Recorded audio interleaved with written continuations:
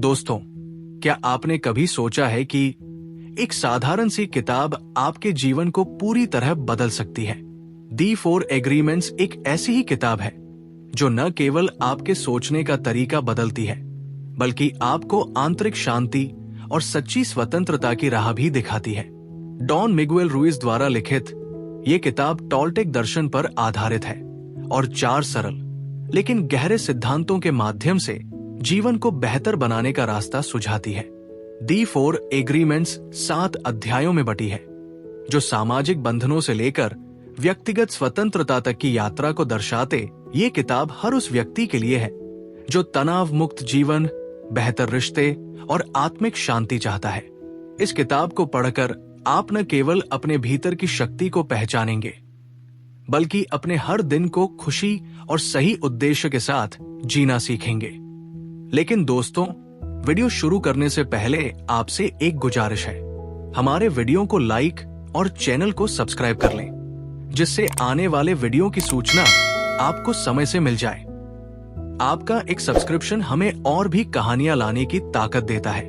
अध्याय 1, सामाजिक बंधन और अच्छे संसार का सपना। दी 4 एग्रीमेंट्स की शुरुआत डॉन मिगुएल टॉल्टेक दर्शन के साथ करते हैं, जो प्राचीन मैक्सिकन संस्कृति का हिस्सा है। इस अध्याय में लेखक जीवन को एक सामूहिक सपने के रूप में प्रस्तुत करते हैं, जिसे हम सभी मिलकर बनाते और जीते हैं। ये सपना समाज, संस्कृति और परिवार द्वारा बनाए गए नियमों, विश्वासों और अपेक्षाओं का संग्रह है। लेकिन ये सपना हमेशा सुखद नहीं होता। ये अक्सर डर, निर्णय और सीमाओं से भरा होता है। लेखक बताते हैं कि हमारा जन्म एक ऐसे समाज में होता है जो पहले से ही नियमों और विश्वासों से भरा हुआ है। इस प्रक्रिया को वे सामाजिक बंधन कहते हैं। जैसे एक पालतू जानवर को प्रशिक्षित किया जाता है, वैसे ही हम बचपन से ही समाज के नियमों को अपनाने के लिए प्रशिक्षित होते हैं। माता पिता, शिक्षक और समाज हमें सिखाते हैं कि क्या सही है और क्या गलत, क्या स्वीकार्य है और क्या नहीं।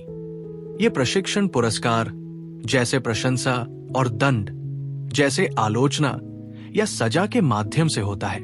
उदाहरण के लिए, एक बच्चे को अच्छे व्यवहार के लिए तारीफ मिलती है, जबकि गलत व्यवहार के लिए दंड मिलता है। धीरे धीरे हम इन सभी नियमों को बिना सवाल किए स्वीकार कर लेते हैं। रुइस कहते हैं कि ये सामाजिक बंधन हमें हमारी वास्तविक प्रकृति से दूर ले जाता है। हम अपनी स्वतंत्र इच्छा और मौलिकता को खो देते हैं, क्योंकि हम समाज के सपने को जीने लगते हैं। ये सपना हमें डर, असुरक्षा और आत्मसंशय से भर देता है। लेखक इसे नींद में जीना कहते हैं, क्योंकि हम बिना जागरूकता के दूसरों के बनाए नियमों का पालन करते हैं। इस अध्याय का मुख्य संदेश ये है कि हमारा व्यक्तिगत और सामूहिक जीवन एक सपने जैसा है, लेकिन हम इस सपने को बदल सकते हैं। टॉल्टेक दर्शन के अनुसार हम अपने विश्वासों और आदतों को समझकर और बदलकर एक नया, अधिक सुखद और स्वतंत्र सपना बना सकते हैं। ये विचार आगे के अनुबंधों की नींव रखता है।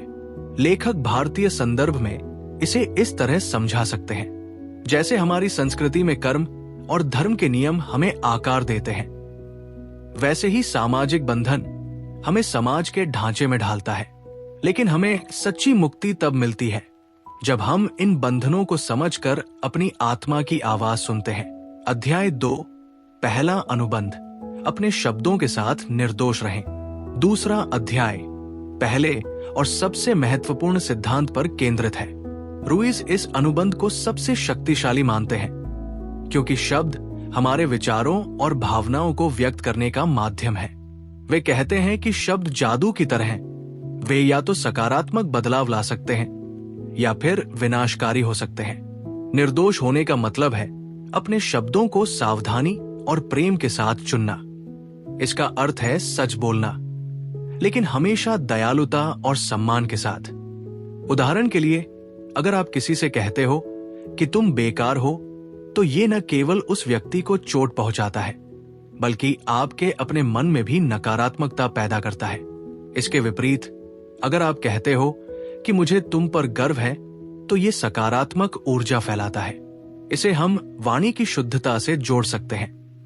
जैसा कि भगवद गीता में सत्य और प्रेमपूर्ण वाणी की बात की जाती है, रुइस बताते हैं कि शब्दों की शक्ति इसलिए है क्योंकि वे हमारी वास्तविकता को आकार देते हैं। जब हम नकारात्मक शब्दों का उपयोग करते हैं, जैसे गपशप, आलोचना या आत्मनिंदा, तो हम अपने और दूसरों के लिए एक नकारात्मक सपना बनाते हैं। उदाहरण के लिए, अगर आप बार बार खुद से कहते हैं कि मैं ये नहीं कर सकता, तो आपका मन इसे सच मान लेता है और आपकी क्षमता सीमित हो जाती है।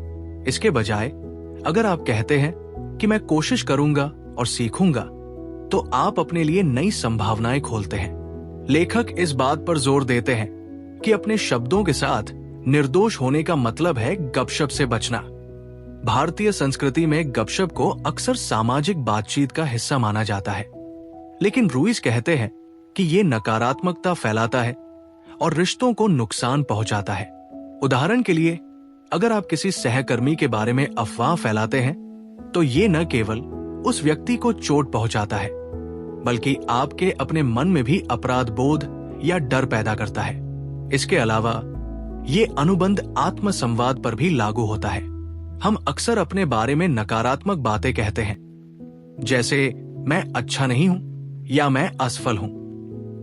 रुइस कहते हैं कि ये नकारात्मक शब्द हमारे आत्मविश्वास को कम करते हैं और हमें अपने लक्ष्यों से दूर रखते हैं। इसके बजाय हमें अपने साथ प्रेमपूर्ण और प्रेरणादायक तरीके से बात करनी चाहिए। उदाहरण के लिए, अगर आप कोई गलती करते हैं, तो ये कहने के बजाय कि मैं कितना बेवकूफ हूं, आप कहें मैंने गलती की, लेकिन मैं इससे सीखूंगा। ये अनुबंध सत्यम शिवम सुंदरम के सिद्धांत से मेल खाता है, जहां सत्य और सुंदरता को प्राथमिकता दी जाती है। रुइस कहते हैं कि अपने शब्दों को सावधानी से चुनने से हम न केवल अपने रिश्तों को बेहतर बनाते हैं, बल्कि अपने मन को भी शुद्ध करते हैं। यह हमें जागरूक बनाता है कि हमारे शब्द हमारे लिए और दूसरों के लिए आशीर्वाद या अभिशाप हो सकते हैं। लेखक इस अध्याय में कई उदाहरण देते हैं, जैसे वे हिटलर जैसे ऐतिहासिक व्यक्तित्व का जिक्र करते हैं, जिनके शब्दों ने लाखों लोगों को प्रभावित किया, जिसने विनाशकारी परिणाम दिए। इसके विपरीत महात्मा गांधी या मार्टिन लूथर किंग जैसे लोगों ने अपने शब्दों से सकारात्मक बदलाव लाए। इस अनुबंध को अपनाने के लिए अभ्यास की जरूरत है। हमें अपने शब्दों पर ध्यान देना होगा और धीरे धीरे अपनी आदतों को बदलना होगा। ये आसान नहीं है, क्योंकि हम वर्षों से नकारात्मक बोलने की आदत में पड़े हैं। लेकिन अगर हम सचेत रूप से अपने शब्दों को प्रेम और सत्य के साथ चुनते हैं, तो हम अपने जीवन और दूसरों के जीवन में सकारात्मक बदलाव ला सकते हैं। अध्याय 3, दूसरा अनुबंध, कुछ भी व्यक्तिगत रूप से न ले। दी 4 एग्रीमेंट्स का तीसरा अध्याय दूसरे अनुबंध पर केंद्रित है। इस अनुबंध को व्यक्तिगत स्वतंत्रता और भावनात्मक शांति प्राप्त करने का एक महत्वपूर्ण कदम मानते हैं। इस अध्याय में वे बताते हैं कि लोग जो कहते या करते हैं, वो उनके अपने दृष्टिकोण, अनुभवों और विश्वासों का परिणाम होता है, न कि आपके बारे में। इसलिए दूसरों के शब्दों या व्यवहार को व्यक्तिगत रूप से लेना अनावश्यक दुख और तनाव का कारण बनता है। रुइस इस विचार को समझाने के लिए कहते हैं कि हर व्यक्ति अपने सपने में जीता है, जैसा कि पहले अध्याय में बताया गया था। उदाहरण के लिए, अगर कोई सहकर्मी आप पर चिल्लाता है, तो उसका गुस्सा शायद उसकी अपनी परेशानियों, जैसे काम का दबाव, पारिवारिक समस्याएं या असुरक्षा का परिणाम है। इसे व्यक्तिगत रूप से लेने पर आप खुद को अनावश्यक रूप से दुखी करते हैं। इसे हम भगवद गीता के उस सिद्धांत से जोड़ सकते हैं, जिसमें कहा गया है कि हमें अपने कर्मों पर ध्यान देना चाहिए, न कि दूसरों की प्रतिक्रियाओं पर। लेखक इस बात पर जोर देते हैं कि ये अनुबंध न केवल नकारात्मक टिप्पणियों पर लागू होता है, बल्कि सकारात्मक टिप्पणियों पर भी लागू होता है। उदाहरण के लिए, अगर कोई आपकी तारीफ करता है कि आप बहुत होशियार हैं, तो इसे भी व्यक्तिगत रूप से लेने की जरूरत नहीं है। ये तारीफ उस व्यक्ति के दृष्टिकोण को दर्शाती है और ये आपकी अपनी कीमत को परिभाषित नहीं करती। रुइस कहते हैं कि जब आप दूसरों की राय को अपनी पहचान से जोड़ते हैं तो आप उनके सपने में फंस जाते हैं। इससे आपकी अपनी स्वतंत्रता और आत्मविश्वास कमजोर होता है। इस अनुबंध को लागू करने का मतलब है अपने आप को दूसरों के निर्णयों से मुक्त करना।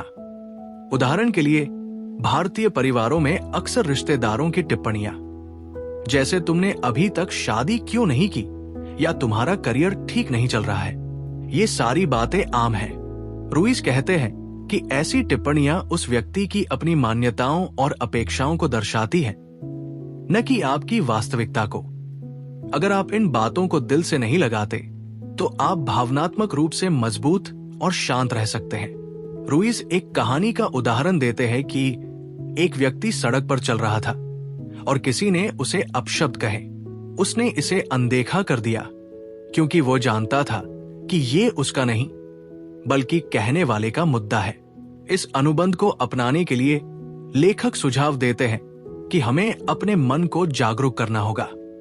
हर बार जब हम किसी की बात को व्यक्तिगत रूप से लेने लगे तो खुद से पूछें, क्या ये वाकई मेरे बारे में है या उनके अपने दृष्टिकोण का हिस्सा है? ये अभ्यास हमें भावनात्मक स्वतंत्रता देता है और हमारे रिश्तों को बेहतर बनाता है। अध्याय 4, तीसरा अनुबंध, कोई भी मान्यताएं न बनाएं। यानी बिना स्पष्ट जानकारी के किसी के इरादों, विचारों या भावनाओं को मान लेना हमारे रिश्तों, जीवन में गलतफहमियों और हमारे दुख का कारण बनता है। ये अनुबंध हमें स्पष्ट संवाद और सच्चाई की खोज पर जोर देता है। लेखक कहते हैं कि हम अक्सर मान लेते हैं कि दूसरे लोग हमारे जैसा सोचते हैं या हमें समझते हैं। उदाहरण के लिए, आप मान सकते हैं कि आपका दोस्त नाराज है क्योंकि उसने आपका संदेश नहीं पढ़ा, जबकि हो सकता है कि वो व्यस्त हो। भारतीय परिवारों में जहां संवाद कभी कभी अप्रत्यक्ष होता है, ये समस्या और भी आम है। माता पिता या रिश्तेदारों के व्यवहार को हम गलत समझ सकते हैं, जिससे अनावश्यक तनाव पैदा होता है।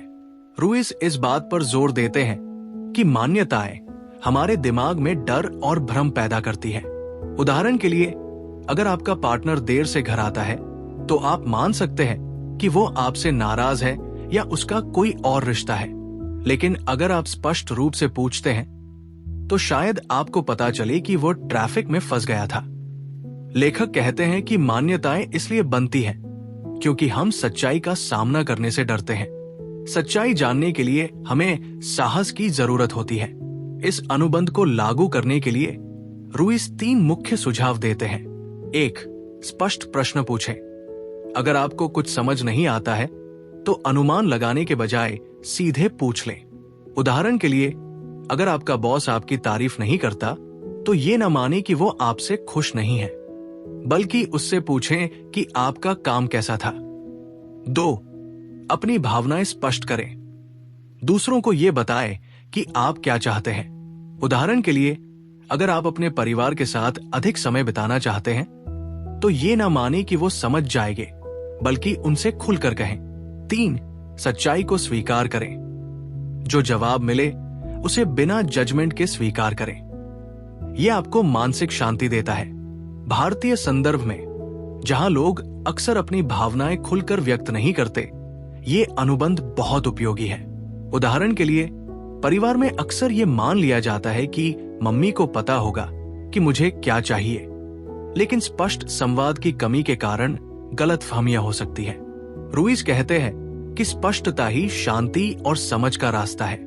लेखक एक कहानी का उदाहरण देते हैं कि एक व्यक्ति ने मान लिया कि उसकी पत्नी उससे खुश नहीं है क्योंकि वह चुप थी। उसने इस पर बहस शुरू कर दी, जिससे रिश्ता खराब हो गया। बाद में पता चला कि वो बस अपने काम के बारे में सोच रही थी। अगर उसने पूछा होता तो शायद ये झगड़ा टल सकता था। इस अनुबंध को अपनाने के लिए हमें अपनी पुरानी आदतों को बदलना होगा।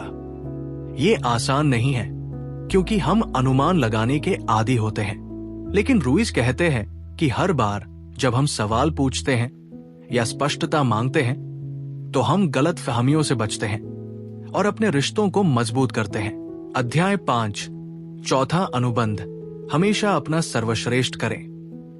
D4 एग्रीमेंट्स का 5वां अध्याय चौथे और अंतिम अनुबंध पर केंद्रित है। रुइस इस अनुबंध को चारों अनुबंधों का आधार मानते हैं, क्योंकि ये हमें पिछले 3 अनुबंधों को लगातार और प्रभावी ढंग से लागू करने में मदद करता है।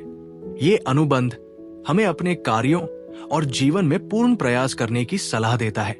रुइस बताते हैं कि अपना सर्वश्रेष्ठ करने का मतलब हर बार पूर्णता प्राप्त करना नहीं है। आपका सर्वश्रेष्ठ हर दिन, हर परिस्थिति में अलग हो सकता है। हमें अपने प्रयासों को दूसरों से तुलना करने या असंभव मानकों से मापने की जरूरत नहीं है।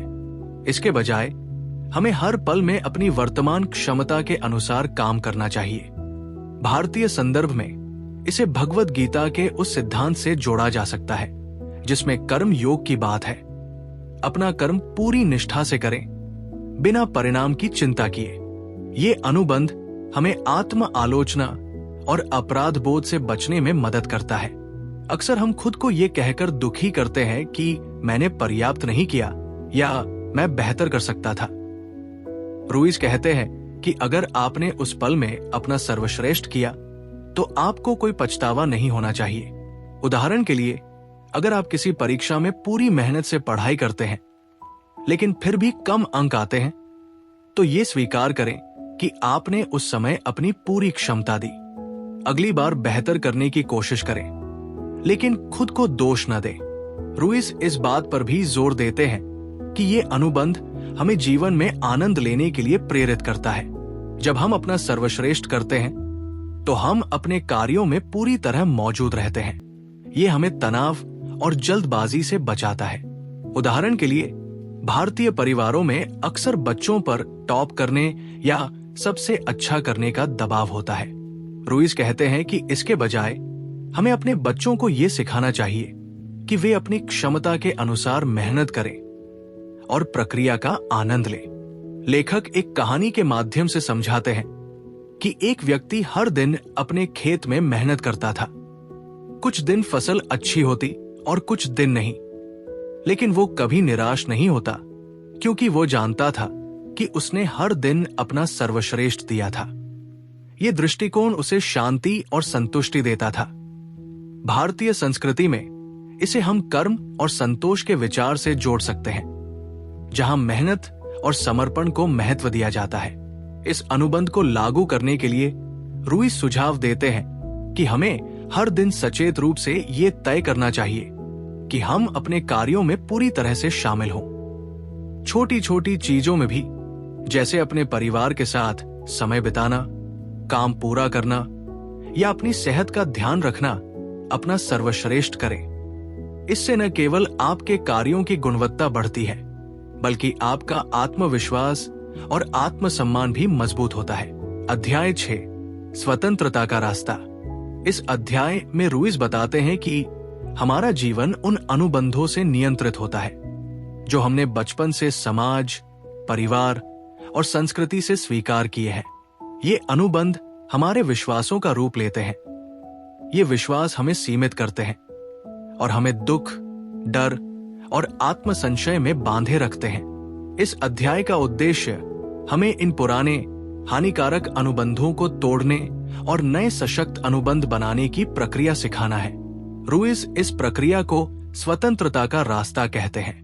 वे कहते हैं कि स्वतंत्रता का मतलब है अपने मन को उन विश्वासों से मुक्त करना जो हमें जकड़े हुए हैं। ये प्रक्रिया आसान नहीं है, क्योंकि हम वर्षों से इन विश्वासों को सच मानते आए हैं। लेकिन टॉल्टेक दर्शन के अनुसार हम अपने मन को जागरूकता और अभ्यास के माध्यम से बदल सकते हैं। रुइस एक उदाहरण देते हैं।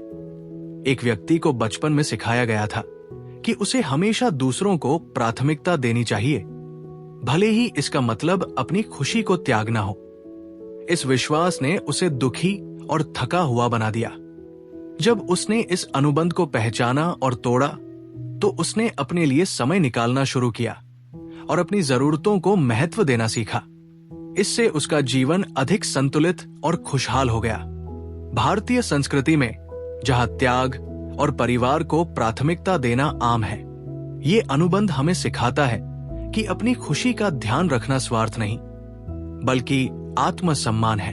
लेखक इस अध्याय में ये भी बताते हैं कि पुराने अनुबंध तोड़ना एक क्रमिक प्रक्रिया है। ये रातों रात नहीं होता। हर बार जब आप पुराने विश्वास को चुनौती देते हैं तो आप स्वतंत्रता की ओर एक कदम बढ़ाते हैं। रुइस इस प्रक्रिया को योद्धा की राह कहते हैं, क्योंकि इसमें आत्मानुशासन और साहस की जरूरत होती है। भारतीय दृष्टिकोण से ये अध्याय हमें आत्ममंथन और साधना की याद दिलाता है।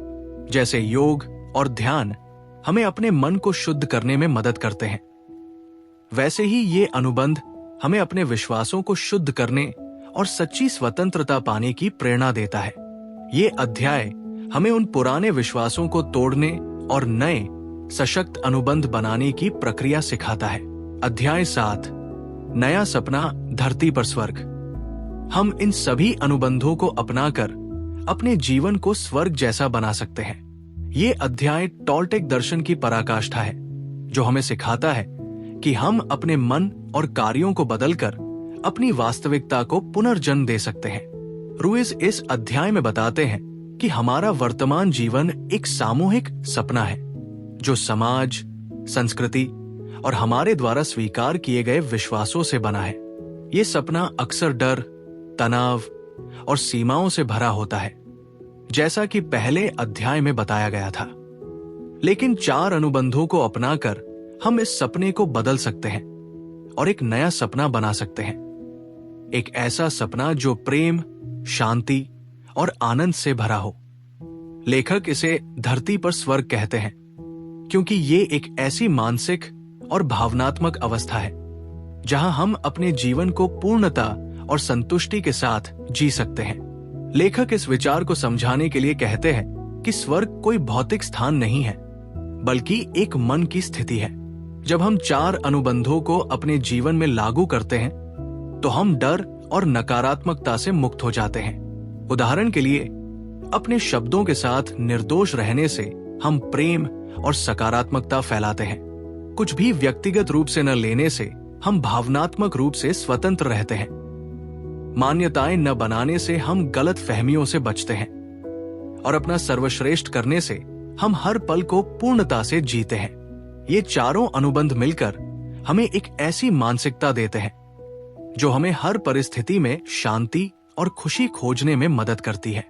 इस विचार को हम मोक्ष या आत्मिक शांति से जोड़ सकते हैं। जैसे भगवद गीता में श्री कृष्ण अर्जुन को सिखाते हैं कि सच्ची शांति तब मिलती है जब हम अपने मन को नियंत्रित करते हैं और बाहरी परिस्थितियों से अप्रभावित रहते हैं। वैसे ही रुइस कहते हैं कि 4 अनुबंधों को अपनाकर हम अपने भीतर स्वर्ग बना सकते हैं। उदाहरण के लिए, एक भारतीय परिवार में अक्सर सामाजिक दबाव, जैसे करियर, शादी या सामाजिक प्रतिष्ठा, हमें तनाव में डालते हैं। लेकिन अगर हम इन अनुबंधों को अपनाते हैं तो हम इन दबावों से मुक्त होकर अपने जीवन को अधिक प्रामाणिक और आनंदमय बना सकते हैं।